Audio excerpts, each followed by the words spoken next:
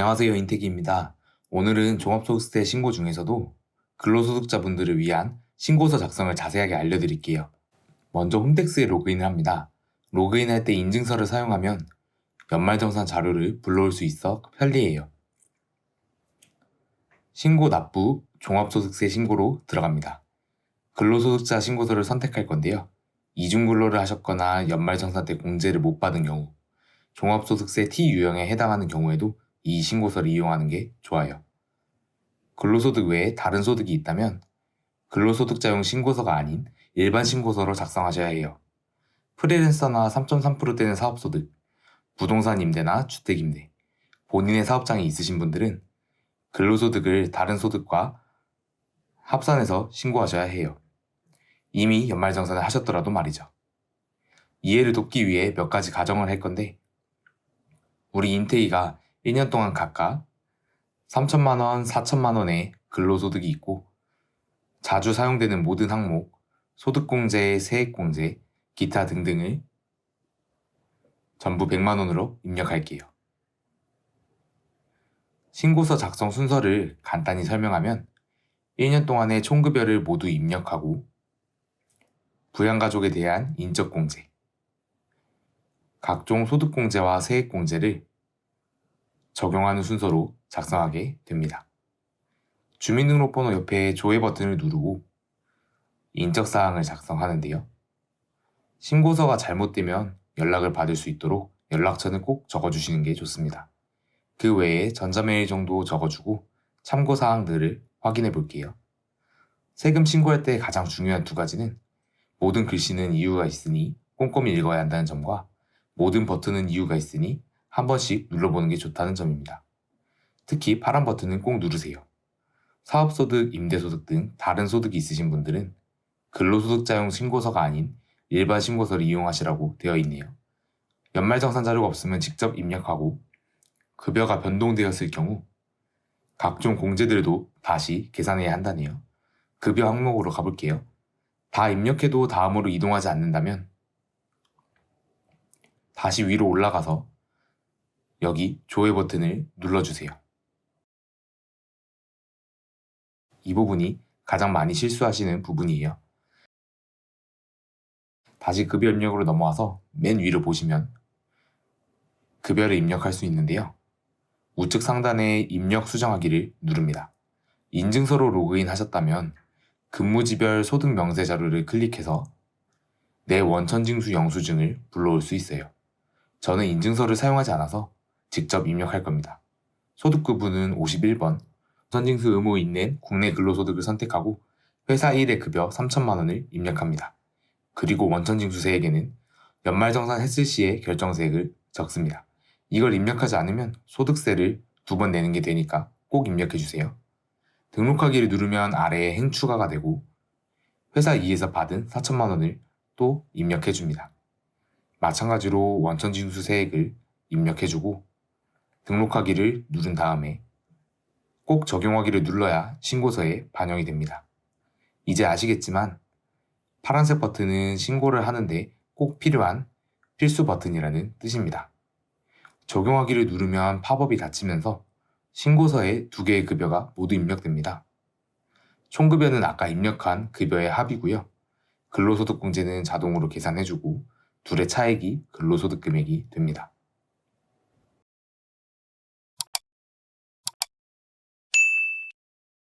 다음으로는 인적공제를 입력할 건데요. 배우자부터 부녀자까지 입력 수정하기를 눌러 입력할 수 있어요. 화면 가운데 파란 등록하기 버튼이 있죠? 부양가족의 주민등록번호를 입력하고 해당되는 공제를 체크해서 등록하면 됩니다. 본인 공제는 이미 들어가 있으니까 배우자 공제부터 입력하겠습니다. 주의하실 점은 소득이 있는 경우 부양가족으로 등록할 수 없다는 것인데요. 근로소득만 있다면 총급여 500만 원, 다른 소득의 경우 소득금액 100만 원이 넘는 소득이 있다면 부양가족으로 등록하시면 안 됩니다.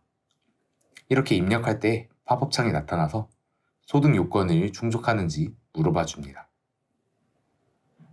장애 여부에도 체크해 주시고 입력이 끝났다면 등록하기를 눌러서 공제가 입력되었는지 확인합니다.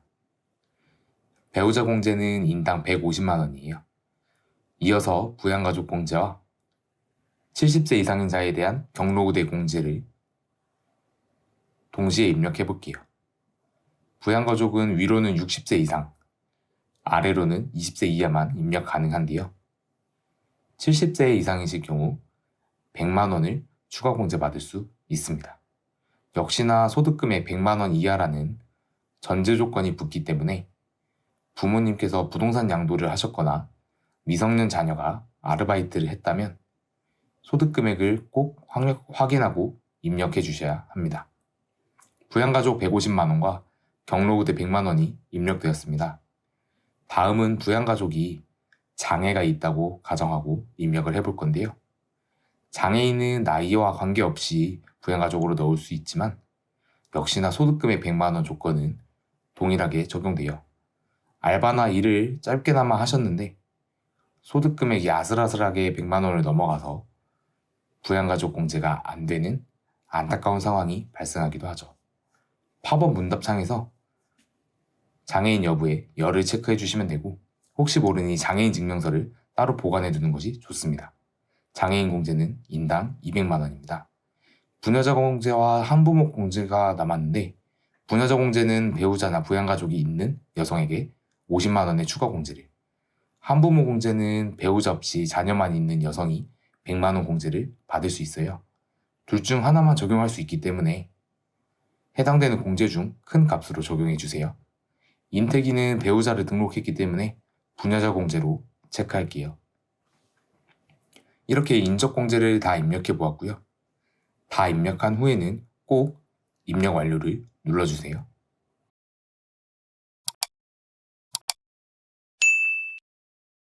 다음으로 소득공제를 알아볼 건데요. 아무래도 소득공제는 세율을 곱하기 전에 세율이 높은, 즉 소득이 높은 경우에 유리하죠. 그렇기 때문에 세액공제보다 깐깐하고 본인 사용금액만 공제되는 경우가 많아요. 한 명에게 몰아주기가 어렵다는 뜻이죠. 31번부터 32번은 공적연금 소득공제인데요. 자신이 가입된 연금에 따라서 1년 동안 납입한 전액을 입력하면 됩니다. 인태기는 국민연금으로 가정하고 100만 원을 입력해 줄게요. 근로소득은 4대 보험을 적용하고 본인의 의지와 상관없이 강제 징수하기 때문에 전액을 소득에서 공제해 줍니다. 같은 취지로 33번 건강보험료도 마찬가지인데요. 계산기 버튼이 있는 항목들은 클릭하면 팝업창이 뜨고 인증서로 로그인했을 경우 국세청 자료를 불러오게 할 수 있습니다. 자료를 불러오실 때 보시면 월별로 체크를 할 수가 있는데요. 근로하지 않았던 달은 체크를 하시면 안 됩니다. 모든 비용은 수익을 창출하는 데 사용될 경우에만 인정을 받을 수 있어요. 그렇지만 우리 근로소득자들은 월급을 받는 데 필요한 비용을 계산하기가 너무 어렵기 때문에 여러 가지 소득공제나 세액공제를 대신 써요. 그렇지만 대원칙은 지켜야 하기 때문에 일하지 않은 달의 공제는 빼는 게 맞습니다. 고용보험료는 직접 입력해야 하는데 건강보험공단에서 조회를 직접 하셔야 돼요. 고용보험은 아무래도 필수 가입이 아닌 사업장이 많아서 자동으로 불러오기가 안 되다 보네요. 아직 잊지 않으셨죠? 파란 버튼은 꼭 누른다. 엄청 복잡해 보이는 34번은 전부 주택, 그 중에서도 대출에 관한 공제예요. 주택 임차 차입금은 전세금 대출, 장기주택 저당 차입은 담보대출. 돈이 충분하면 누가 대출을 하겠어요? 집은 우리 삶에 있어서 필수제이지만 월급을 모아 집을 사는 게 불가능해서 은행에서 대출을 한 우리 근로자를 위해 그 이자에 대해서는 정부에서도 소득세 일부를 감면해 주겠다는 거죠. 이렇게 된 데는 국가의 책임도 어느 정도 자유롭지 못하다는 그런 의미가 아닐까요? 이름들이 헷갈리기 쉽지만 대출 연도와 거치 기간 등을 보고 알맞은 칸에 입력해 주시면 되고요. 한도는 제각각이지만 공제율은 전부 40%입니다. 전세대출은 원리금 전체를, 담보대출은 이자 비용만을, 입력한다는 점을 주의하시면 되겠습니다.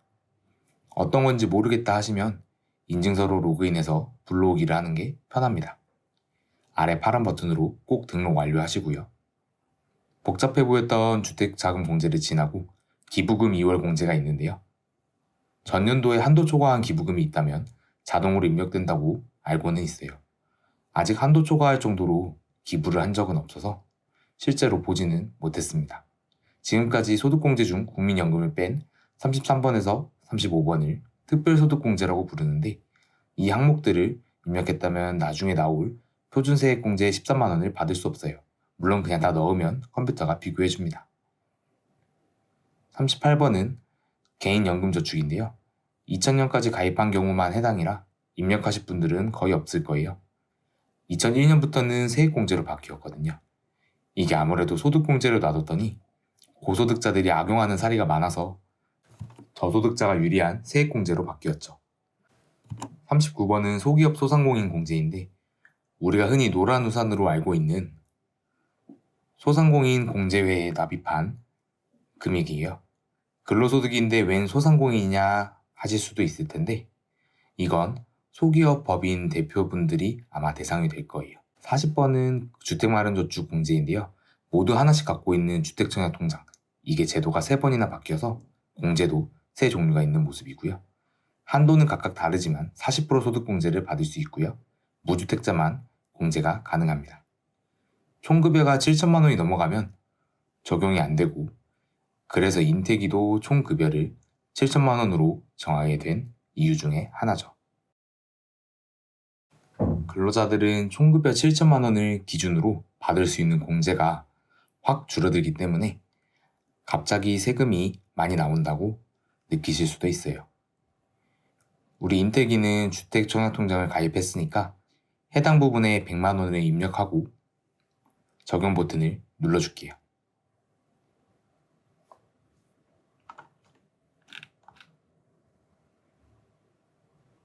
(41번) 투자조합 출자는 중소기업에 투자한 금액에 대한 공제인데 적용하시는 경우를 거의 보지 못해서 그냥 간단하게 넘어갈게요.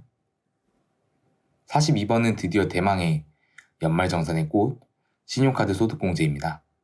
총급여의 25%를 초과해서 쓴 금액 중에서 현금영수증, 체크카드, 신용카드, 거기에 전통시장, 대중교통, 도서 구입에 사용한 비용의 일정 비율만큼을 소득공제 받을 수 있습니다. 특히 2020년은 코로나19 때문에 경제 활성화를 위해서 일부 달에 공제율을 훨씬 높게 적용하기 위해서 입력하기가 더욱 어려워졌어요. 인증서로 로그인해서 불러오기로 입력하세요. 주의하실 점은 근로한 기간에 사용 금액만 입력해야 하고 기본 공제 대상자인 부양가족의 사용액만 포함할 수 있다는 점이에요. 맞벌이인데 배우자분 사용 금액이 조회된다고 무작정 넣으시면 안 됩니다. 조회 자체는 제공 동의만 하면 공제 대상자 여부에 상관없이 다 뜨는 거라서 주의가 필요한 부분입니다.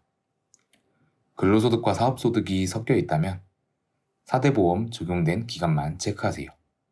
4대 보험에 가입했다면 근로소득, 4대 보험에 가입하지 않았다면 사업소득, 근로소득과 사업소득을 구분하는 가장 간편한 방법입니다. 다 입력하셨다면 계산하기 적용하기를 눌러주세요. 사실 개인적인 생각을 말씀드리면 신용카드 소득공제는 그닥 가성비가 좋은 건 아니에요.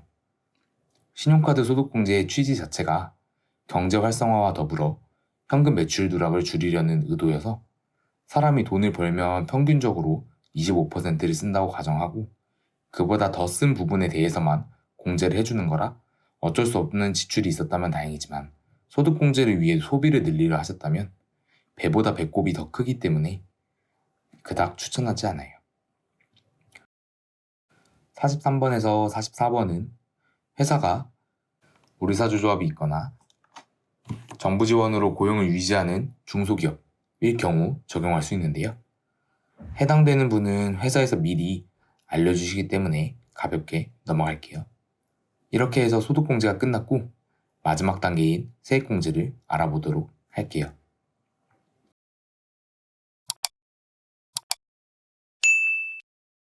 세액공제로 넘어가기 전에 세액 감면에서 하나 짚어볼 게 있는데 52번 조세특례제한법 제30조예요. 이건 중소기업 취업자 소득세 감면인데 중소기업에 취업한 청년 등에게 최대 5년간 150만 원을 한도로 소득세를 90%나 감면해줍니다. 엄청나게 좋은 혜택인데 이건 나중에 따로 영상을 올리도록 할게요. 이제 세액공제를 알아볼 건데요. 55번 근로소득 세액공제는 컴퓨터가 자동으로 계산해주기 때문에 따로 신경 쓰지 않으셔도 되고요. 56번 자녀세액공제는 아까 부양자녀로 등록한 자녀 수에 따라 인당 15만 원씩 자동으로 입력됩니다. 세 번째 자녀부터는 30만 원, 작년에 출산, 입양을 하셨다면 체크하면 첫째는 30만 원, 둘째는 50만 원을 추가로 공제합니다. 입양하신 경우에는 자동으로 입력되지 않으니까 꼭 체크를 해주셔야 합니다. 다음은 연금계좌 세액공제인데요. 퇴직연금은 회사 납입뿐이 아니라 DC형 개인연금 근로자 추가 납부액, 그리고 개인형 퇴직연금 IRP 납부금액만 입력 가능합니다. 연금저축과 저축보험도 공제 대상이고요. 총급여 5,500만 원 이하는 15%, 초과는 12% 세액공제를 해줍니다. 역시 불러오기를 누르면 자동 입력이 되죠. 중도 해지했다면 공제를 받을 수 없어요. 다음은 보장성 보험료 세액공제입니다. 납부액 중 100만 원까지는 12% 세액공제가 가능한데요. 생명보험, 자동차보험, 손해보험 등은 일반 보장성 보험에, 장애인 전용 보장성 보험은 별도로 공제받을 수 있습니다. 신용카드 소득공제처럼 불러올 수 있는데 주의하셔야 할 점은 계약자와 피보험자가 모두 근로자 본인이나 부양가족에 해당되어야 한다는 점이에요. 의료비 공제는 유일하게 소득이나 나이에 상관없이 부양가족 한 명에게 몰아줄 수 있습니다. 총급여의 3%를 초과한 금액에 대해 공제를 받을 수 있는데요. 공제율은 기본이 15%, 난임수수비는 20%입니다. 인택이는 총급여 7천만 원이니까 3%인 210만 원을 초과한 금액에 대해 세액공제 받을 수 있겠네요. 맞벌이 부분은 조금 주의하셔야 하는데요.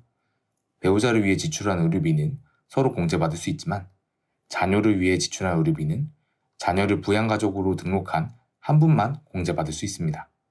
아빠가 자녀세액 공제를 받고 엄마가 자녀의 의료비 세액 공제를 받는 건 안 된다는 뜻이죠. 소득이나 연령 제한은 없지만 기본공제 대상자를 위해 지출한 의료비만 공제 대상이라서 그렇습니다. 이 점은 교육비 세액 공제도 마찬가지예요. 자녀를 기본공제 대상자로 등록한 사람이 교육비 공제를 받아야 해요. 유치원 수업료부터 대학교 등록금까지 납입한 금액의 15%를 공제합니다. 학원이나 기숙사비, 셔틀버스 요금 등은 해당되지 않고요. 근로자 본인이 지원받은 학자금은 보통 비과세 근로소득에 해당하기 때문에 교육비 공제를 받을 수 없어요. 대학생 자녀의 대학교 등록금은 연간 최대 900만 원까지만 세액공제 받을 수 있으니 꼭 참고하세요.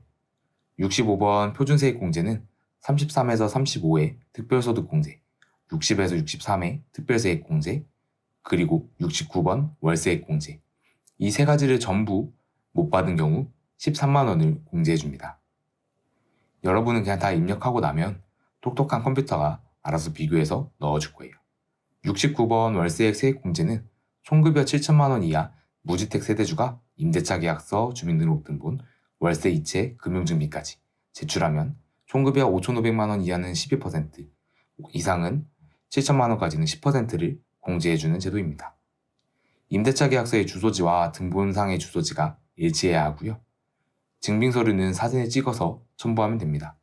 혹시나 하는 마음에 다시 말씀드리지만 근로소득만 있는 게 아니라 프리랜서나 부동산 임대, 주택 임대 등 다른 소득도 같이 있다면 꼭 근로소득자용 신고가 아닌 종합소득세 일반 신고서로 작성해서 제출하셔야 합니다. 그렇지 않으면 일부 소득이 누락될 수 있어서 의도치 않게 세금을 덜 내는 상황이 발생할 수 있으니 꼭 본인의 소득을 확인해 주세요. 마지막으로 납부세액을 확인하고 신고서를 제출 완료해 주시면 되는데요. 인택이는 총급여 7천만 원일 때 대부분의 공제를 전부 100만 원 넣었더니 15만 원 정도 납부할 수 있네요. 가상이지만 세금이 줄었다니 뿌듯합니다.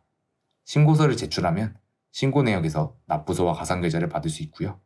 환급받는 경우에는 신고서에 환급받을 계좌를 입력하면 됩니다. 또한 신고서를 제출하고 나면 지방소득세 신고서 팝업창이 뜨는데요. 종합소득세의 10%이니 금액을 확인하고 그대로 제출해 주시면 되겠습니다. 신고하다 안 되는 부분이 있다면 댓글로 남겨주시면 최대한 열심히 설명해 볼게요. 감사합니다.